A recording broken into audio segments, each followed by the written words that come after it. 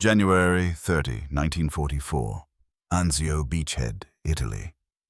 The writing instrument trembled in Headman Vera Hoffman's grip as he leaned it against the concrete edifice of his command bunker, chronicling the events he had just observed through the observation periscope. The Americans wielded artillery possessing unimaginable destructive capability. Bunker Louisa no longer exists. 4 feet of reinforced concrete vanished in an instant. Through a veil of smoke and debris, he perceived the vast excavation where the fortified position had stood for 8 months. The bunker, designed to withstand direct impacts from 210mm projectiles, according to Wehrmacht engineering specifications, had been utterly annihilated by a solitary discharge from an American superheavy cannon, launched from a distance beyond visible sight. 32 soldiers of the 3rd Panzer Grenadier Division, along with tons of concrete and steel, had ceased to be. The ordnance responsible was the M1 24cm Howitzer, making its combat premiere with the 697th Field Artillery Battalion.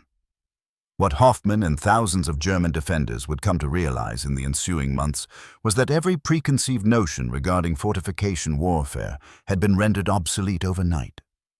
The United States Army had introduced a weapon capable of transforming the most formidable stronghold into a tomb with meticulous precision.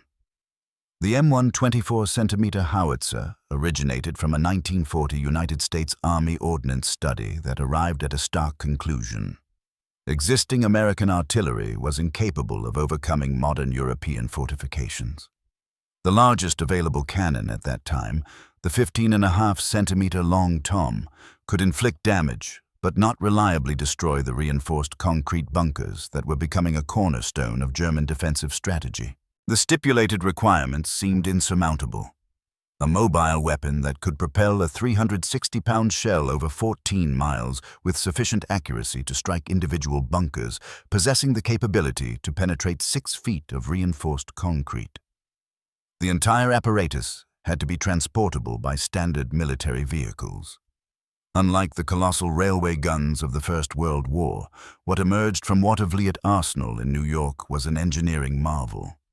Weighing 64,700 pounds in its firing configuration, the M1 required a crew of 14 individuals and could discharge 1 round every 3 minutes when operating at peak efficiency.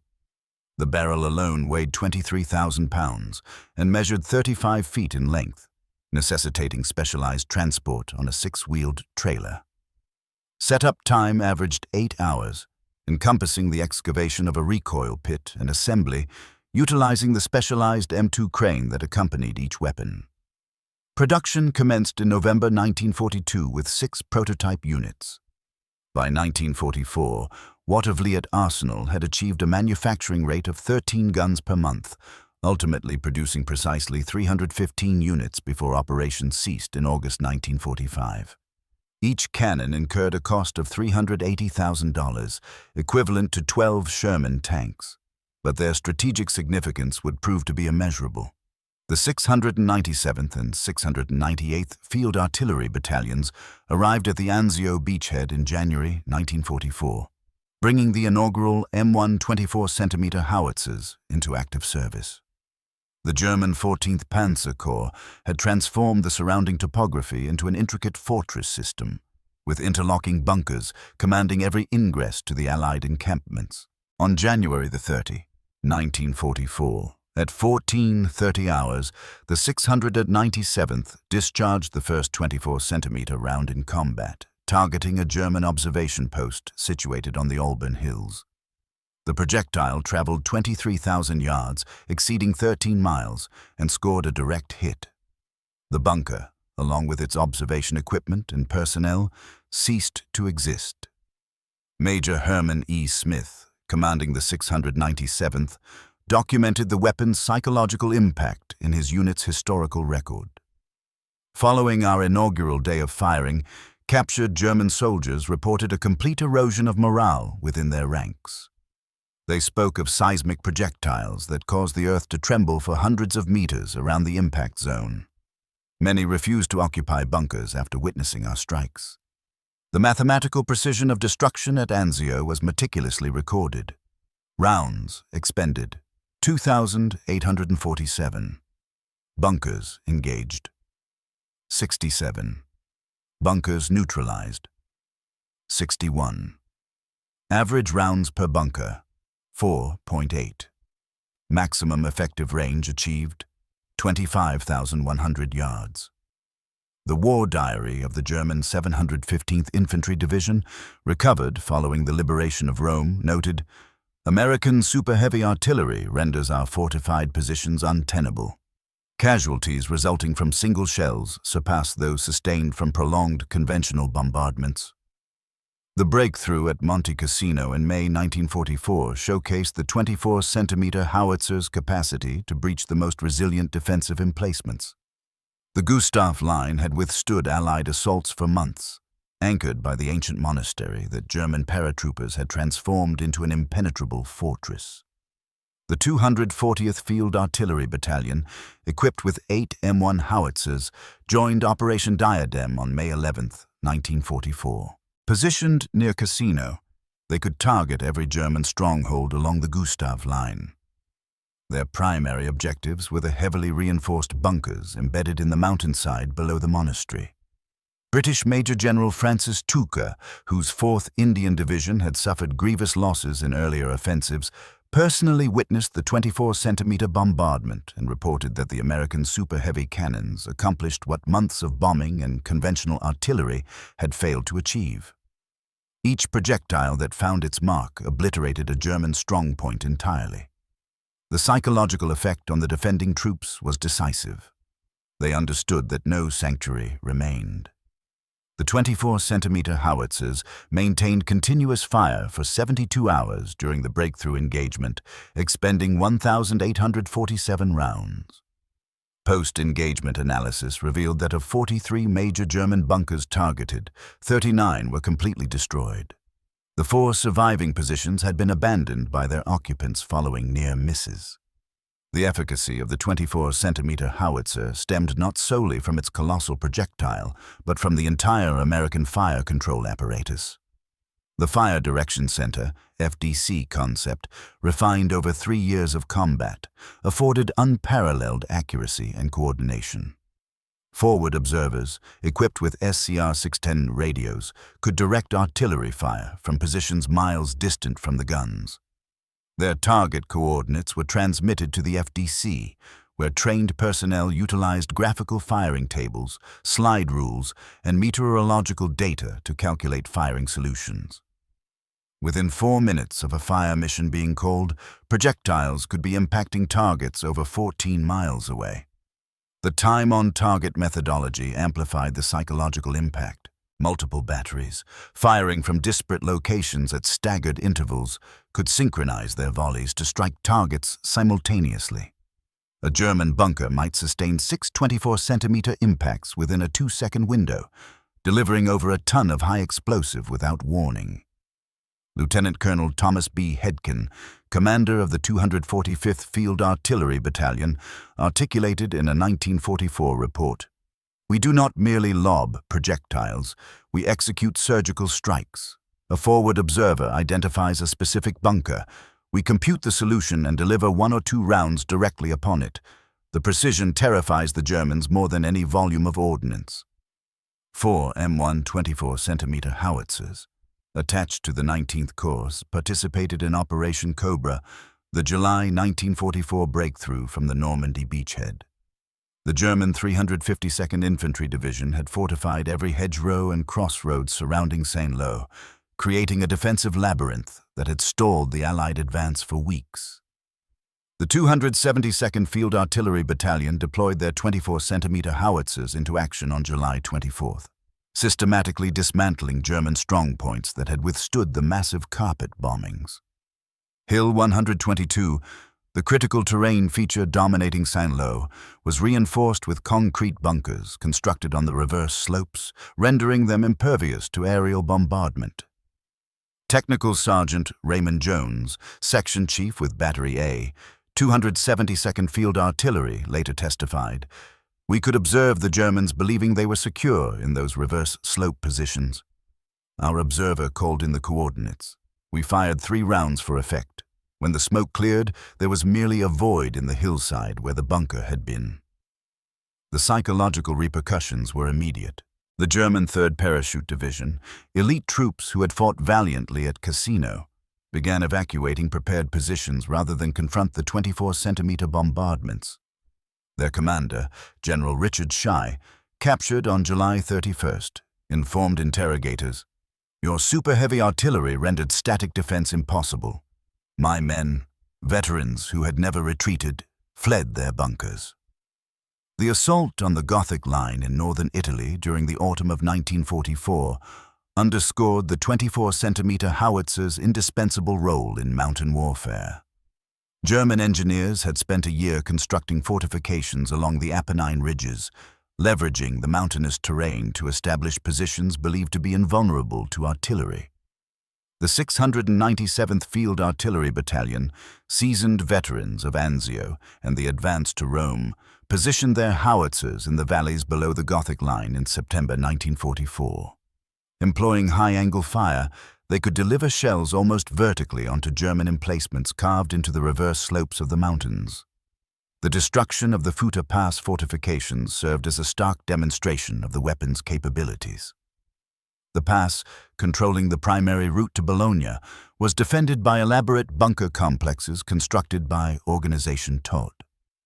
On September 16, 1944, the 697th commenced a systematic bombardment of these positions. Private First Class Donald Matthews, an ammunition handler with the 697th, wrote home, "The shells ascend so high they vanish into the clouds, then descend directly upon the German bunkers. The concussion shakes the entire mountain. After we impact a bunker, nothing remains but a crater." The Futa Pass capitulated within 5 days. German casualties resulting from bunker collapses exceeded those from direct combat. The war diary of the 4th Parachute Division recorded, "American super-heavy shells penetrate overhead protection previously considered adequate.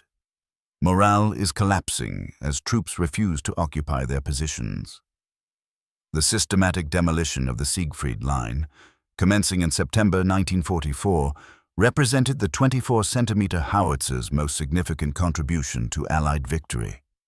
The West Wall extended 390 miles from the Netherlands to Switzerland, comprising over 18,000 bunkers, pillboxes, and fortified emplacements constructed between 1936 and 1940. The 265th Field Artillery Battalion deployed their M1 Howitzers to the Siegfried Line near Aachen in September 1944. The fortifications they confronted were formidable. Type 10 bunkers with walls 3 to 4 feet thick, command bunkers with 8-foot thick walls, and infantry positions with interlocking fields of fire. The initial major engagement occurred at the Scharnhorst Line, an extension of the Siegfried Line defending Aachen.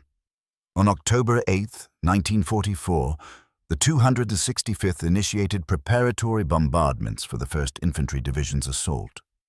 In 6 hours, they discharged 238 rounds, destroying 19 of 22 targeted bunkers. Corporal Robert Williams, a forward observer with the 16th Infantry Regiment, witnessed the bombardment. "Each 24-centimeter impact was akin to a minor earthquake," he recounted. "Concrete bunkers, we had been informed would take days to reduce, were gone within minutes. The Germans inside never stood a chance." The pattern replicated across the entire front. The 278th Field Artillery Battalion, supporting V Corps, neutralized 73 bunkers in the Schnee-Eifel region during December 1944. The 698th Field Artillery Battalion, operating near Metz, eradicated the fortress ring surrounding the city in November 1944, expending over 3,000 rounds in a 2-week period.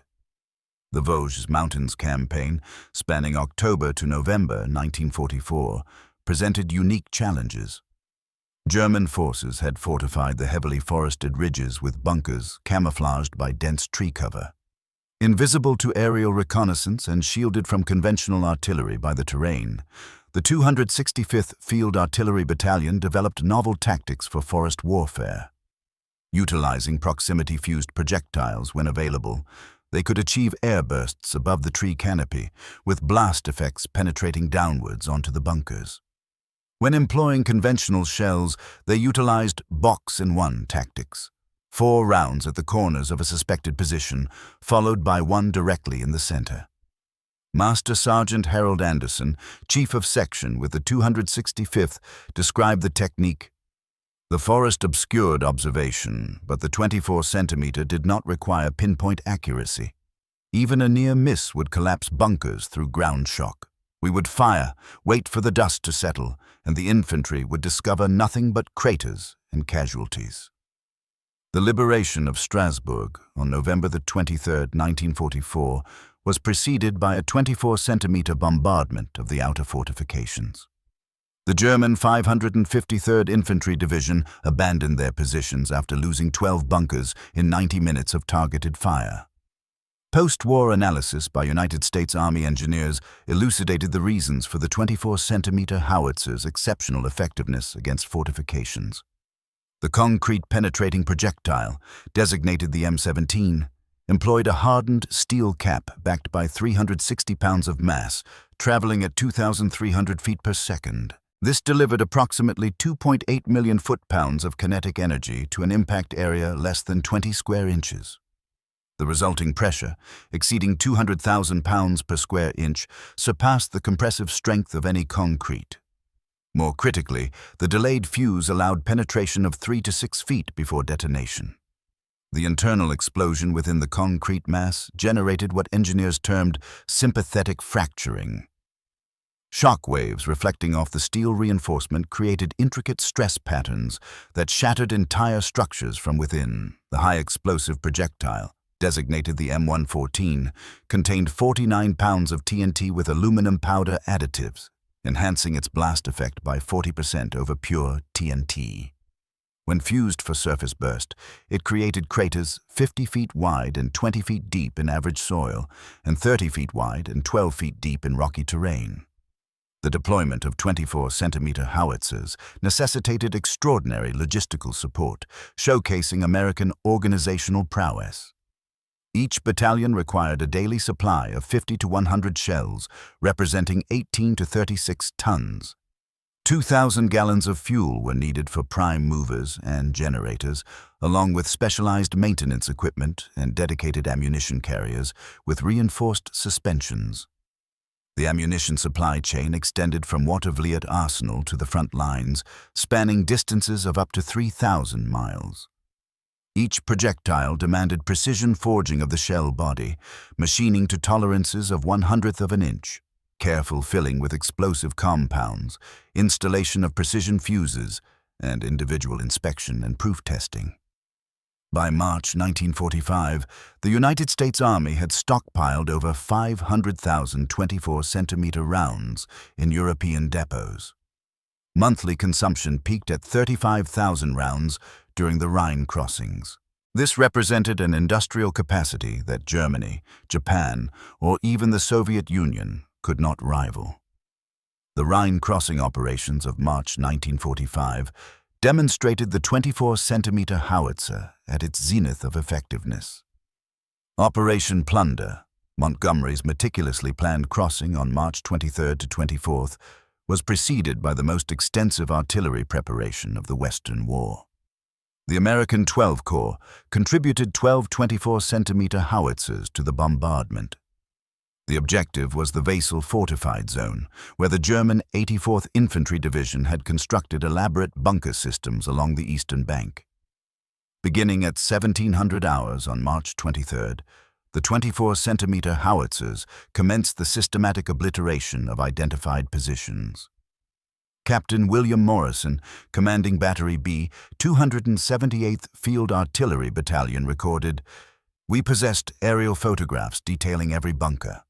Commencing from the north, we progressed southward, engaging each position with 4 to 6 rounds. By midnight, we had destroyed 31 bunkers and damaged 12 more. The crossing met minimal resistance.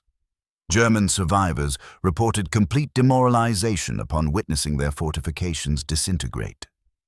The 84th Division's strength returns indicated 2,400 casualties attributed solely to artillery, the majority resulting from bunker collapses. The encirclement of Army Group B in the Ruhr pocket from April 1st to 18th, 1945 saw 24-centimeter howitzers tasked with reducing industrial facilities that had been converted into fortresses. German forces had fortified factories, utilizing reinforced concrete industrial structures as defensive positions. The 698th Field Artillery Battalion supported the reduction of the pocket's northern sector. The Krupp Steel Works in Essen, reinforced with additional concrete plating, was targeted on April 9th. 24-centimeter rounds transformed the main factory buildings into twisted wreckage. Staff Sergeant James Peterson, a forward observer with the 313th Infantry Regiment, witnessed the devastation. "These were not ordinary buildings," he stated. "They were industrial fortresses with walls 3 feet thick. The 24-centimeter shells penetrated them as if they were tissue paper. The destruction was absolute. They surrendered en masse after witnessing the fate of the Krupp facilities." Army Group B, initially numbering 430,000 personnel, capitulated after merely 18 days. Intelligence reports attributed the rapid collapse partly to the systematic destruction of fortified positions by superheavy artillery, convincing defenders that further resistance was futile. The Watervliet Arsenal's production of 24-centimeter howitzers exemplified American industrial mobilization at its finest. Established in 1813, the facility had become America's foremost large-caliber gun factory by the Second World War. Production statistics tell the story. November 1942, 6 pilot models. 1943, 72 units, averaging 6 per month. 1944, 158 units, averaging 13 per month. January through August 1945, 79 units, averaging 10 per month. Total production, 315 units. The workforce reached a peak of 9,100 employees, operating 3 shifts, 7 days a week. Women constituted 35% of the workforce, performing precision machining operations previously deemed beyond their capabilities. The Arsenal's monthly payroll exceeded $3 million, making it the Capital District's largest employer. Each gun barrel required 65 tons of special steel, 847 individual machining operations, 72 hours of precision boring, heat treatment in furnaces reaching 1,500 degrees Fahrenheit, and individual proof firing with overpressure charges. Quality control was exceptional. Of the 315 guns produced, only 2 failed acceptance testing, both due to minor recoil mechanism issues that were rapidly rectified. Not a single M1 24-centimeter howitzer experienced catastrophic failure in combat. American production of 24-centimeter ammunition defied German comprehension. Watervliet Arsenal alone produced 2,000 rounds monthly by 1944. Additional production at Picatinny Arsenal and civilian contractors raised total monthly production to 10,000 rounds by early 1945. Each round represented a triumph of mass production. The shell body, forged from ISI 440 chrome molybdenum steel, machined to tolerances of plus or minus 0.01 inches, filled with 49 pounds of Grade A TNT, fitted with precision-machined rotating bands, and individually gauged and inspected. The logistics chain delivered this ammunition with remarkable efficiency. Liberty ships transported 24-centimeter rounds as deck cargo, each vessel carrying up to 500 projectiles. The Red Ball Express truck convoys included specialized ammunition sections utilizing reinforced vehicles designed for the 360-pound shells. By April 1945, United States forces in Europe had expended 118,429 rounds of 24-centimeter ammunition, while maintaining theater reserves exceeding 100,000 rounds. This profligate expenditure, unattainable by any other belligerent, amplified the weapon's psychological impact. Operating the M1 24-centimeter howitzer demanded exceptional teamwork and physical endurance. Each 14-man crew functioned as a precisely coordinated unit, with every member vital to the weapon's operation. Crew positions included the chief of section, Anzio commanding the piece, the gunner, responsible for laying the weapon, the assistant gunner, operated the breech. Numbers 3 through 8, ammunition handlers, numbers 9 and 10, operated the M2 crane, numbers 11 and 12, powder handlers, and numbers 13 and 14, vehicle drivers and security. Loading the weapon required extraordinary coordination. The 360-pound projectile was hoisted by crane, guided by 4 men into the breech, and then rammed home hydraulically. The powder charge, comprising up to 8 separate bags, was loaded behind the shell. The entire process took 90 seconds for a well-trained crew. Private First Class Michael Sullivan, an ammunition handler with the 697th Field Artillery Battalion, described the physical toll. After 10 rounds, everyone was exhausted. The concussion from firing felt like being punched in the chest. We rotated positions every hour to maintain efficiency, but knowing what our shells did to German bunkers kept us motivated. The forward observers, directing 24-centimeter fire, held one of the war's most perilous assignments. Positioned alongside the vanguard infantry, frequently beyond Allied territory, they pinpointed targets and directed artillery with devastating accuracy. Lieutenant Robert Anderson, a forward observer with the 265th Field Artillery Battalion, endured 187 days of conflict. His personal commendations included orchestrating the annihilation of 47 German strongholds. In an interview conducted in 1985, he mused, "Directing fire from the 240mm artillery was akin to invoking Thor's hammer. I would designate a bunker, transmit its coordinates via radio, and mere minutes later, it would cease to exist." The sheer power was both exhilarating and sobering. Each projectile had the potential to eliminate dozens of enemy combatants. The equipment carried by these observers comprised a BC scope with 20-fold magnification, an M1 plotting board, an SCR-610 radio, a 48-pound pack, a map case replete with aerial photographs, a compass, and a rangefinder. The psychological toll was considerable. Forward observers could witness firsthand the human toll of their actions through their optics, observing German soldiers fleeing bunkers, the wounded, and the deceased. Many reported persistent nightmares for decades after the war concluded. Intercepted German communiques and post-war interrogations unveiled the sheer dread instilled by 240mm bombardments. The Wehrmacht's prior engagements against the Soviets, who favored massive artillery barrages, had not adequately prepared them for the precision firepower wielded by the Americans. A report from the German 7th Army, captured near Metz in November 1944, stated, "Enemy superheavy artillery represents a novel form of warfare. Individual bunkers are targeted with observed fire of extreme precision. Casualties resulting from single shells surpass those from conventional barrages.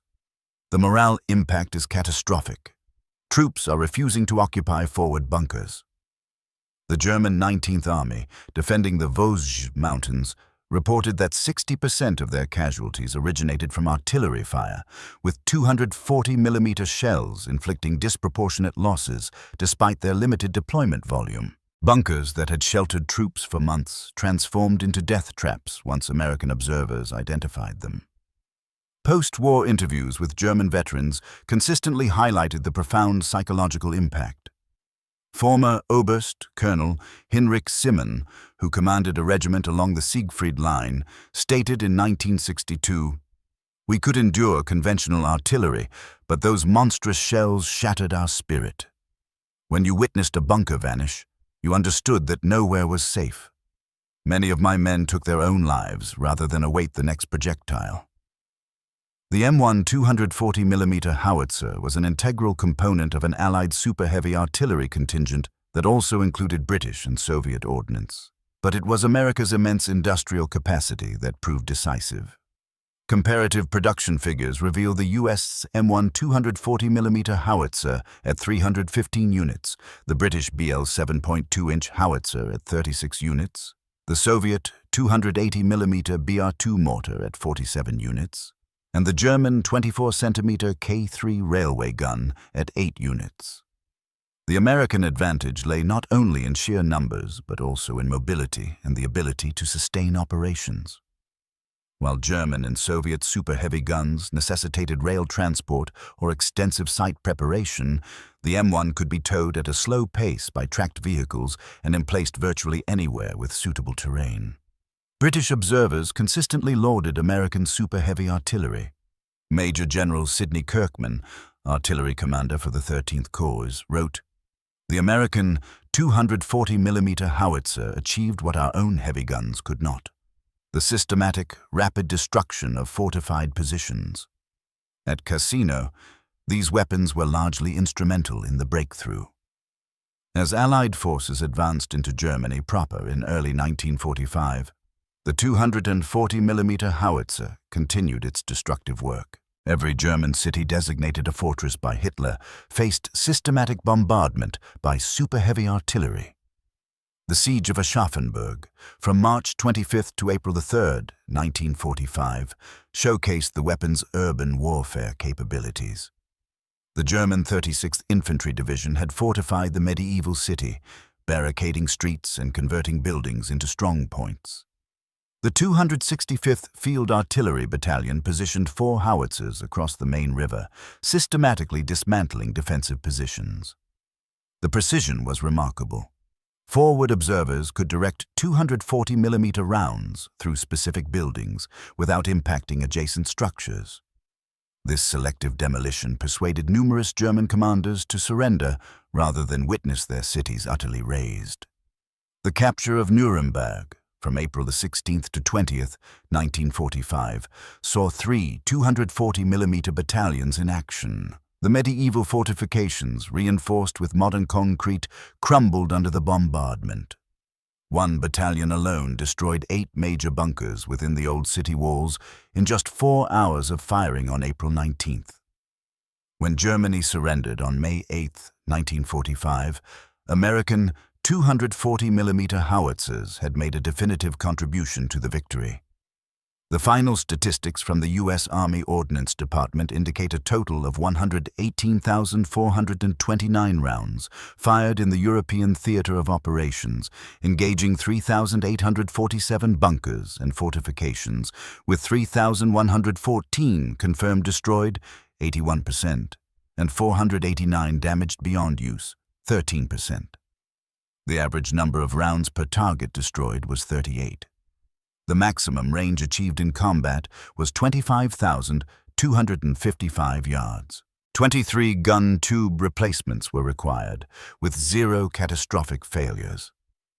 The human cost inflicted by 240mm fire is more difficult to quantify.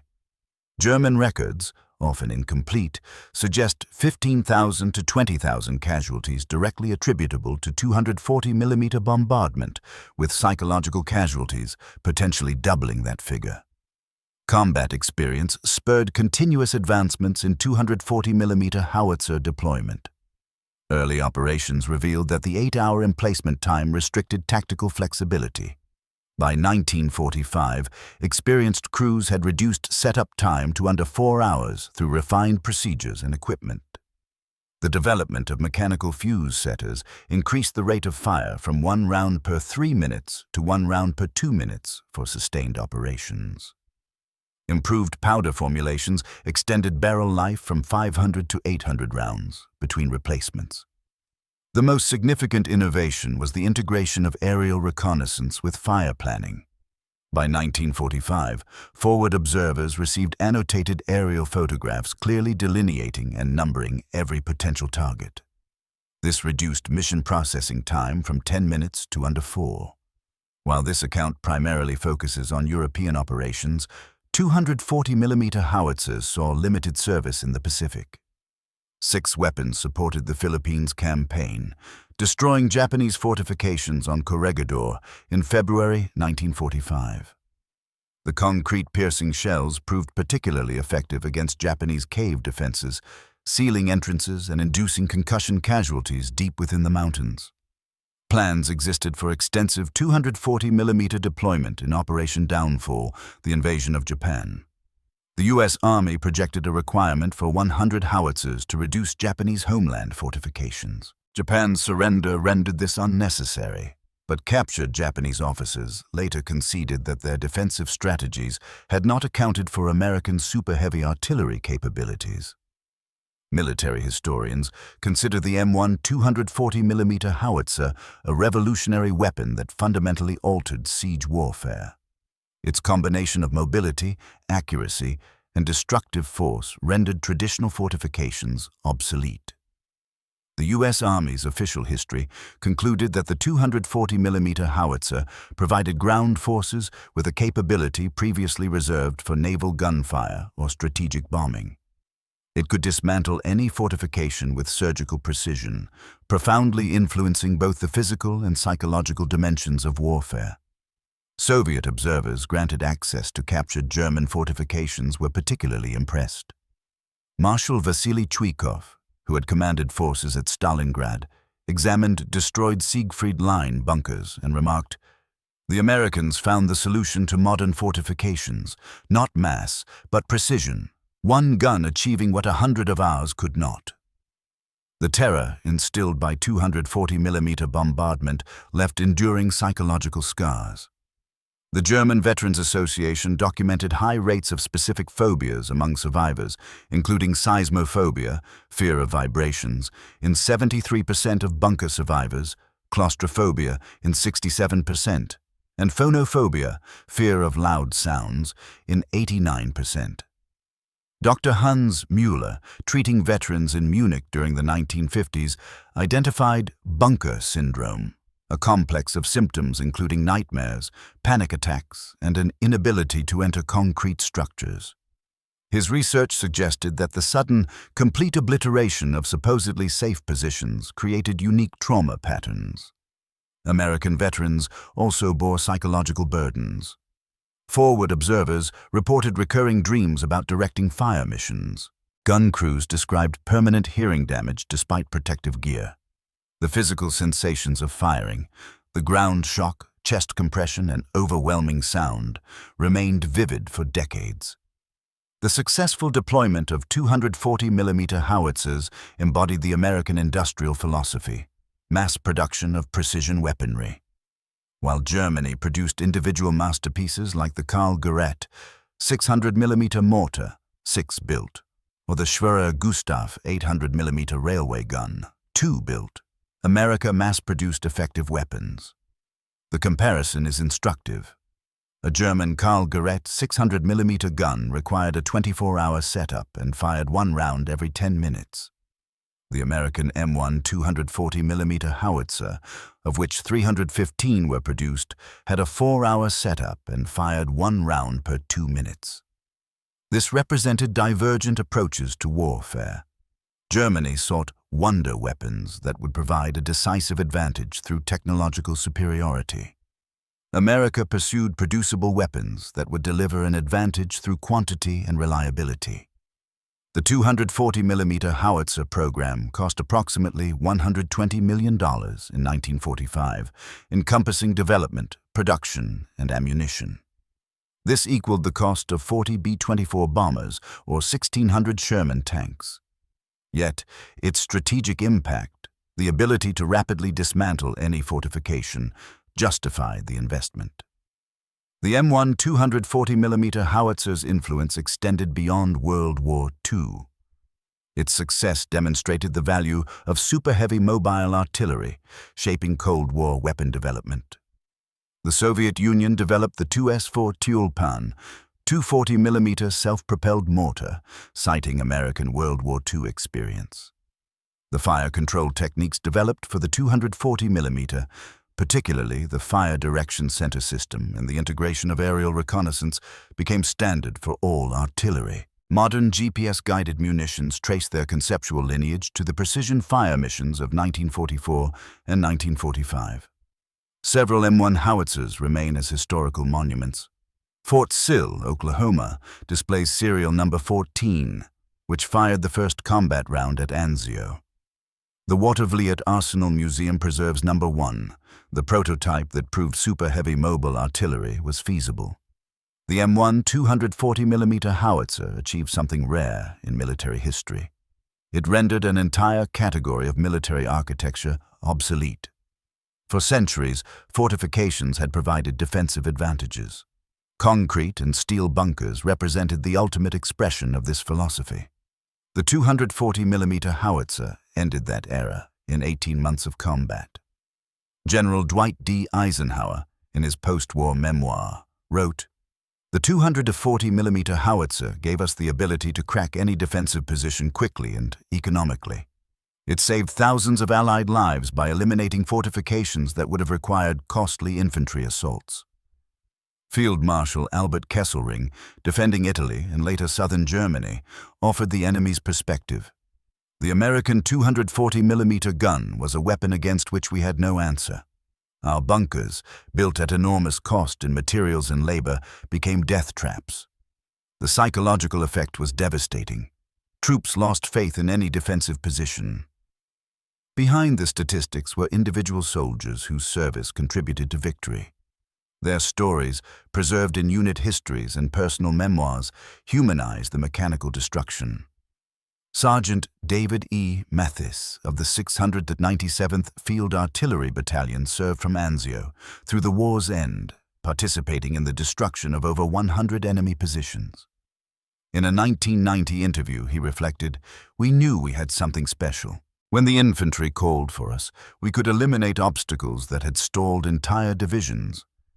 But we also knew every shell might kill dozens of enemy soldiers. It was necessary, but it wasn't easy."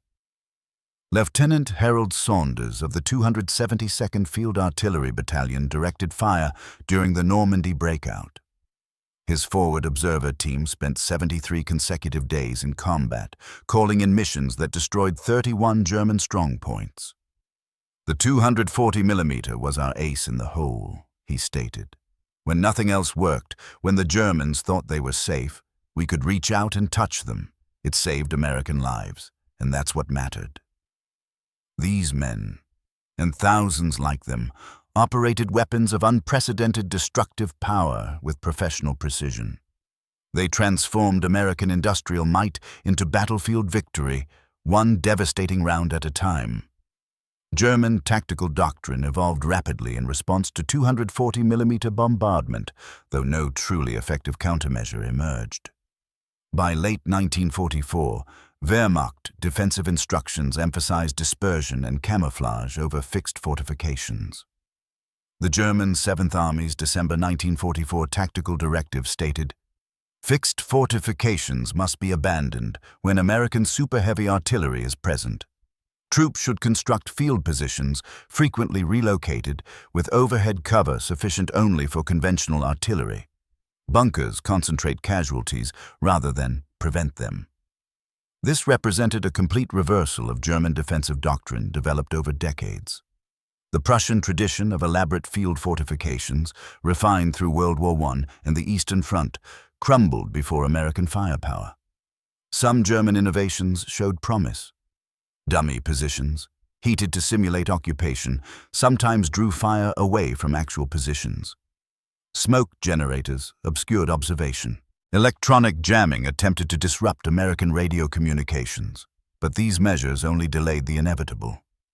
General Hasso von Manteuffel, commanding the 5th Panzer Army during the Battle of the Bulge, summarized German frustration. "We could accept being outproduced. That was expected fighting America. But the precision of their heavy artillery made every defensive position vulnerable. We were not just outgunned, but outclassed." Operating 240mm howitzers exacted a toll on American forces as well. Gun crews suffered extensive hearing damage. Post-war Veterans Administration studies found 90% of 240mm veterans had significant hearing loss. The concussion from firing caused chronic traumatic encephalopathy in some long-serving crew members. Forward observers faced the highest casualty rates of any artillery specialty. Of 127 forward observers trained for 240mm battalions, 31 were killed and 43 wounded, a 58% casualty rate. Their exposed positions and the value Germans placed on eliminating them made survival unlikely. Mechanical failures, while rare, could be catastrophic. On March 3, 1945, a premature detonation in the bore of a 240mm howitzer near Pforzheim killed 5 crew members. Investigation revealed a faulty fuse, leading to improved quality control procedures. The logistical burden was immense. Each 240mm battalion required 67 vehicles, including specialized prime movers, cranes, and ammunition carriers. Fuel consumption averaged 2,000 gallons daily when on the move.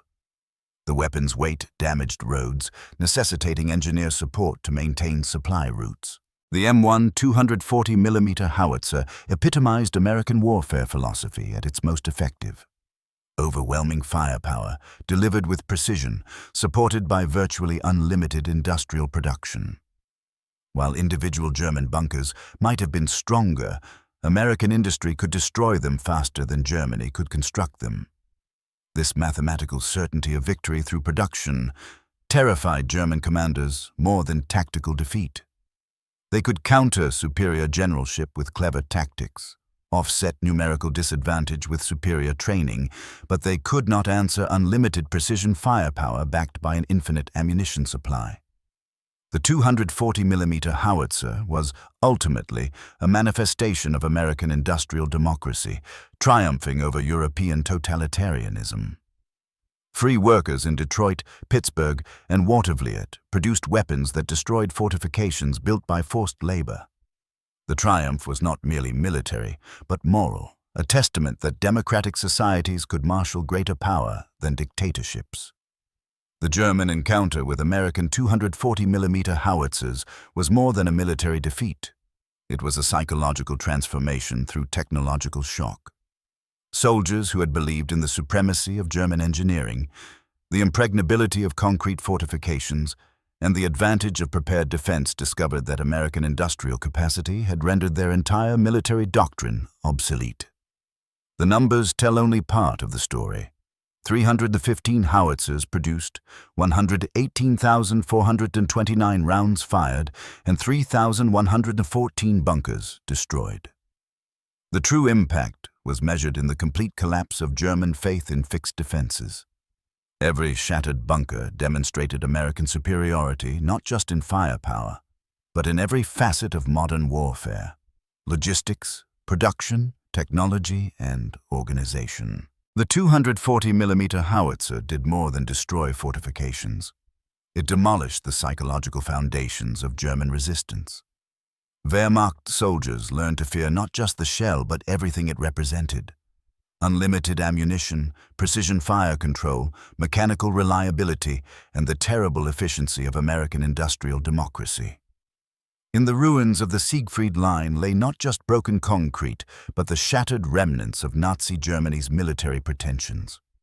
The thunder of the 240mm howitzer was the sound of American industrial might, proclaiming inevitable victory. Every German soldier who heard it understood its dire meaning. They had challenged the arsenal of democracy and lost. The terror would echo long after the guns fell silent. Veterans would spend decades attempting to process the trauma of witnessing their supposedly impregnable fortifications vanish in clouds of pulverized concrete. But from that terror came transformation, the recognition that the age of fixed fortifications had ended, and with it, any military doctrine based on static defense. The M1 240mm howitzer had spoken with the voice of American industry, and its message was unmistakable. In modern industrial warfare, there is no defensive position that cannot be destroyed, no fortification that cannot be breached, no bunker that cannot become a tomb. The Germans were not simply terrified when US 240mm howitzers obliterated their fortresses. They were transformed by the revelation of American power that made resistance genuinely futile. In the end, the greatest victory of the 240mm howitzer was not the fortifications it destroyed, but the minds it changed. German soldiers who had begun the war believing in their technological superiority ended it. Understanding that they had been overwhelmed by an industrial democracy capable of transforming raw materials into precision weapons faster than totalitarianism could erect concrete walls. This was democracy's answer to tyranny.